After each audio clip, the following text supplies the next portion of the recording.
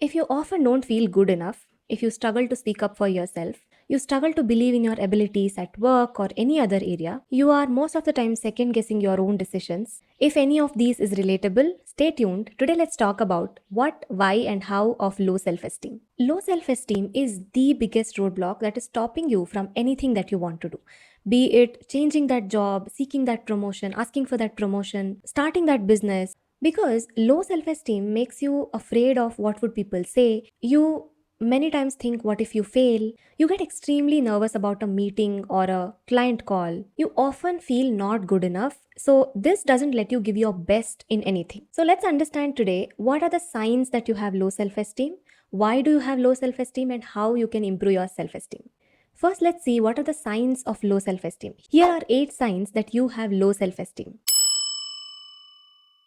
You seek external validation and appreciation. Your worth is attached to how people are treating you. When someone appreciates you or tells you you're amazing, or these days you get more likes and engagement on your social media, you feel good about yourself. But when someone treats you bad, or they are mean to you, or even they are giving feedback to you to improve, you feel unworthy. You feel like you're not good enough and there is something wrong with you. You're always expecting others to treat you well, be nice to you, and appreciate you. Although you have achieved many things in your career, even back in college, you are pretty good at many things, you don't feel good enough. You feel everything came to you, everything that you have achieved is just because of luck. You feel like an imposter most of the time, and you often doubt your abilities.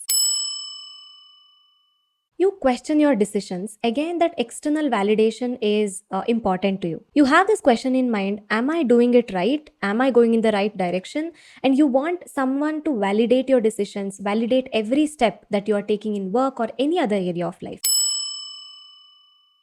Before starting or doing anything new, you have this thought in your mind: what if I fail? What if people laugh at me? What if people judge me? What if people think I'm stupid or weird? The thought of failing or being perceived by people as weird or stupid or strange bothers you because your self worth is attached to what people are thinking about you and how people are treating you. The next sign is you're scared to express your opinions. You struggle to ask for what you need because you feel like your needs are not as important as others' needs and your opinions don't matter. You feel no one would value your opinions, be it an idea at work or just a casual topic of discussion at a family gathering. You feel people would laugh at you if you express this opinion, or they will just dismiss what you have to say. And one of the very big signs of low self esteem is comparison. You often compare yourself to your friends, cousins, and everybody out there. Especially, you compare your weaknesses to their strengths. People with low self esteem often have this negative self talk. You are very hard on yourself. You often criticize yourself a lot and you dismiss your achievements and talents, saying that that was just because of luck, or this is nothing special. Anybody can do this. Things like that. Okay. At the same time, you see your weaknesses, mistakes, and any mishaps that you might have done in the past, or that you might be doing in a daily life with a magnifying glass. You make it so big and you feel like you're only making mistakes or you have only weaknesses. The last and the biggest sign of low self esteem is people pleasing or difficulty in saying no. You have a hard time saying no to people, putting up boundaries. Okay. So you end up doing things that you don't like to be in people's good books. These are the 8 signs of low self esteem. Now let's see, why do you have low self esteem? There might be multiple reasons why you have low self esteem. I think at this point of time, it's not really important for us to go very deep into why. It's more important to see how we can improve the self esteem. But still, let's see 3 reasons why you might have low self esteem. First and the biggest reason, every psychologist or everybody who has studied low self-esteem talks about, is your childhood and how your primary caregivers treated you, and what are those words that they told you in your childhood. Okay, maybe they told you often that you're not good enough, you can't do anything right. They overly criticized you. Maybe you were not good at studies at school and there was a teacher who overly criticized you. They might have made you feel like you're not good enough and you can't do anything right. Here we don't want to blame anybody. They were just doing whatever the best they could do at that time. It is also possible that you perceived their words as criticism. You might have perceived someone's feedback to improve as I am not good enough. Second reason you have low self esteem is your self talk. The words that you heard in your childhood later became your self talk. You started telling yourself you're useless, you're good for nothing, and even now you criticize yourself for your smallest mistakes, and you're very hard on yourself. The third main reason you have low self esteem is you haven't accepted yourself just the way you are. Let's try a simple exercise here, okay? Close your eyes and think of a person with high self esteem. It could be anybody, a celebrity, someone you follow on social media or YouTube, your friend, teacher, parents, cousins, anybody. Think of someone who has high self esteem. Now think, are they perfect in everything?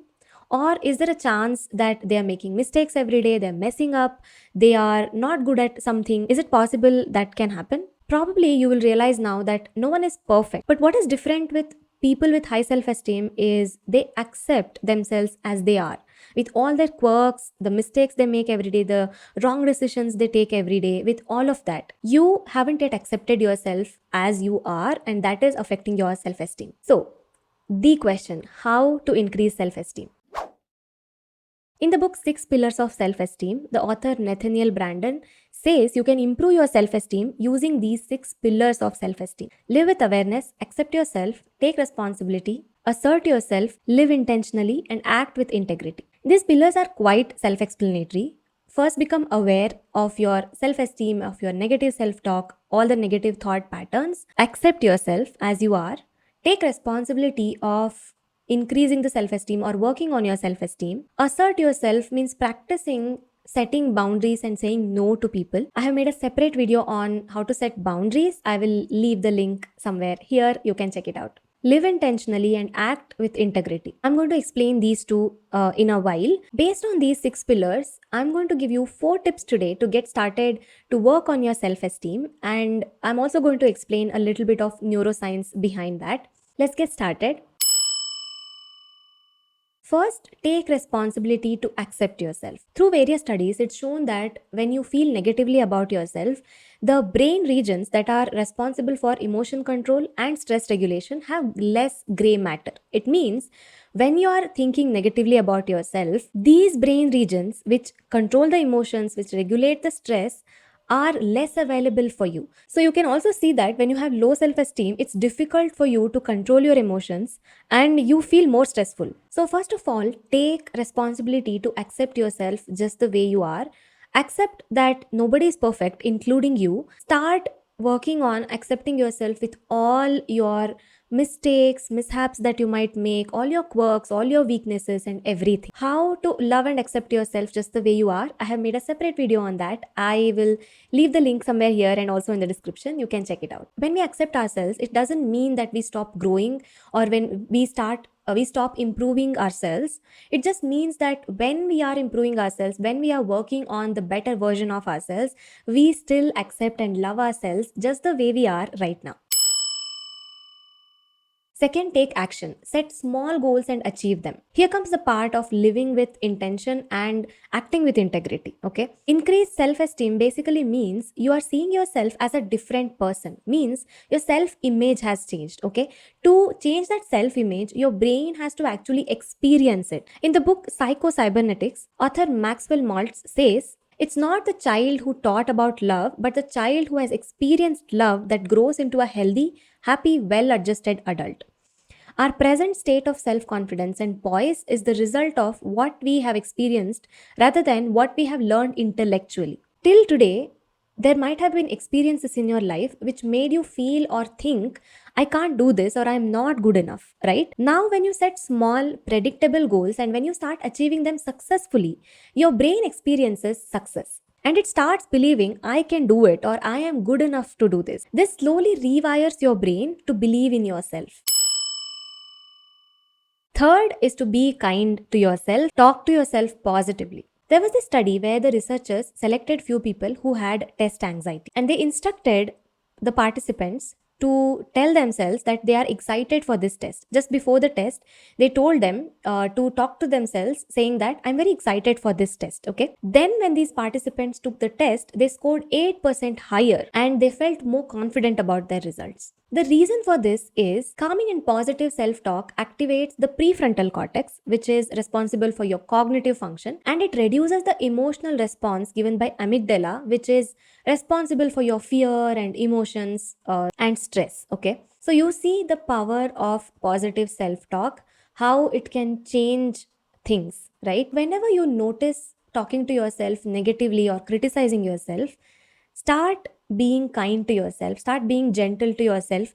Again, here you need to take that responsibility that you have to be there for yourself, you have to be kind to yourself, and no one else can do that for you. Recognize these negative thought patterns and start changing them. If you have any irrational beliefs and irrational negative thoughts about yourself, work on questioning these negative irrational thoughts and reframing them. If you want me to make a separate video on how you can reframe these negative thoughts, how can you question these irrational thoughts, comment below and let me know. I will make that video. And the last way is to avoid that urge to seek validation. The urge to be liked by someone, give that validation to yourself. Start telling yourself that you're amazing. Start telling yourself that you're amazing, you're doing a good job, instead of seeking that from outside. So, let me tell you about another study that was conducted. Okay, to give you a little context and basics of the topic. Reduced self esteem lights up the brain areas which are responsible for social rejection and self discomfort. There was a study conducted. They selected 40 people, and these 40 people were placed in different groups. All these 40 participants' profiles were uploaded online, and they were given a feedback in the form of a thumbs up or a thumbs down from strangers. Okay. Here, different groups got different feedbacks. Let's say these participants were divided into group A, B, and C. There were different trials of this study conducted. Let's say group A got more positive feedbacks, that is thumbs up, and group B and C got more negative feedbacks. Okay. So in the third trial, group A was expecting the positive feedback from the strangers. When they didn't get that positive feedback in the third trial, these group A people were given negative feedback. When they got that, there was a dip in their self esteem. So their brain areas responsible for social rejection and self discomfort were lighted up in an MRI scan. The important point to note here is it's not the negative feedback or the thumbs down or not being liked from people that affected the self esteem, but it is the fact that they were not liked when they were expecting to be liked. That affected their self esteem, right? The researcher, Dr. Will, who conducted this study, said, we found that self esteem changes were guided not only by whether other people like you, but were especially dependent on whether you expected to be liked. I will give all the links to these research articles in the description. If you are interested, you can check them out. So, the point here is when you are expecting someone to like you and they don't like you, the self esteem takes a hit. So, try to give that validation to yourself instead of expecting it from outside. If you want to work on your self esteem and confidence in depth, if you want to feel confident, do better at your work, and need help in going after your ambitious dreams, I can help you with that inside my one-on-one coaching program. I have coached more than 15 people to become more confident, to beat perfectionism, to take more action towards their dreams. So if you're interested, you can book a no obligation free one-on-one clarity call with me to discuss this further. I will leave the link to book the call in the comments. That's it for today, guys. If you're liking what you're watching, don't forget to like, share, and subscribe to my channel because I bring videos to you every week. Thank you for watching. I will see you in the next video.